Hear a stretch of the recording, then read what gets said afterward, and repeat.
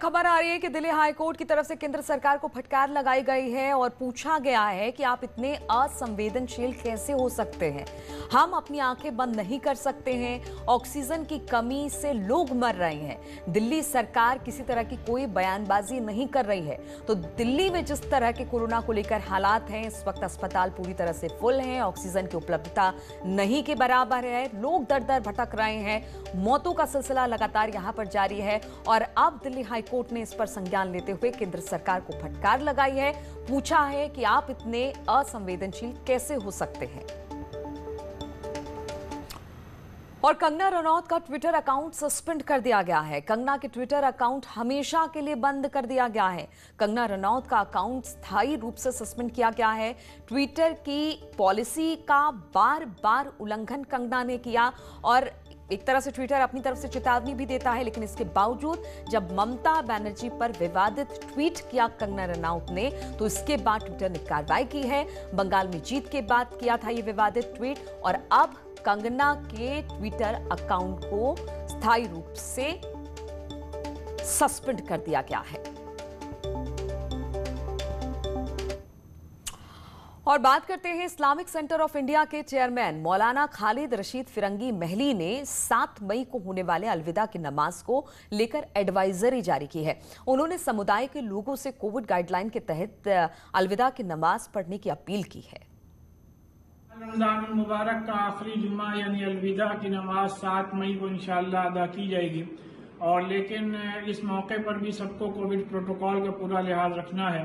और इस सिलसिले में इस्लामिक सेंटर फॉर इंडिया फिरंगी महल लखनऊ ने एक 10 पॉइंट एडवाइजरी जारी की है, जिसमें मुसलमानों से ये अपील की है कि जो लोग मस्जिद में 5 लोग पहले से नमाज अदा कर रहे हैं वो अलविदा के मौके पर भी जुमे की नमाज मस्जिद के अंदर ही अदा करें और उसमें भी सोशल डिस्टेंसिंग और मास्क का ख्याल रखा जाए। उसके बाद नमाज के बाद अल्लाह ताला से दुआ करेंगे अल्लाह ताला हमारे मुल्क से इस कोविड-19 का खात्मा कर दे और इस मौके पर भी ना किसी से गले मिले, ना किसी से मुसाफा करें, ना किसी के घर मिलने जाएं, बल्कि पूरी तरीके से अपने घरों ही में रहें और बिला ज़रूरत बिल्कुल भी घर से ना निकलें।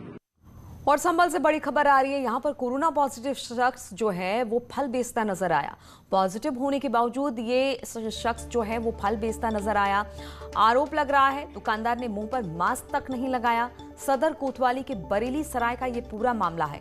2 मई को ये जो शख्स है वो पॉजिटिव पाया गया था, ये जो दुकानदार है, लेकिन इसके बावजूद ये फल बेचता हुआ नजर आया और इस दौरान बिल्कुल मास्क इसके नहीं लगाया था। एक तो कोरोना पॉजिटिव, ऊपर से बिना मास्क लगाए ये लोगों को फल बेचता नजर आया।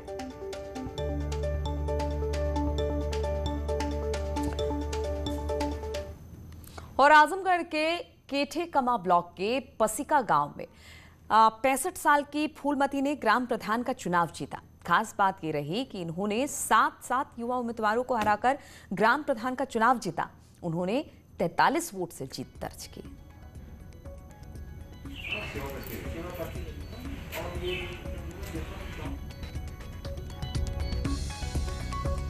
तो किस तरह से 7 युवा उम्मीदवारों को इन्होंने हराया है और चुनाव में जीत दर्ज की है। उम्र बताई जा रही है 65 साल, लेकिन सारे के सारे युवाओं को पीछे छोड़ती हुई इन्होंने चुनाव को जीता है। और ग्रामीणों ने इस पर खुशी जताई है कि जितने भी युवा थे उन सबको पछाड़ते हुए 65 साल की फूलमती बनी ग्राम प्रधान।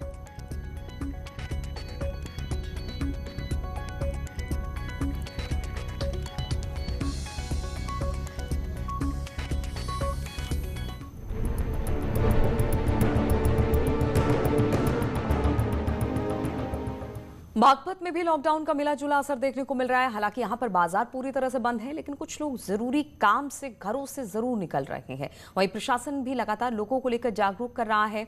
हालात का जायजा लिया न्यूज़ 18 संवाददाता शहजाद राव ने।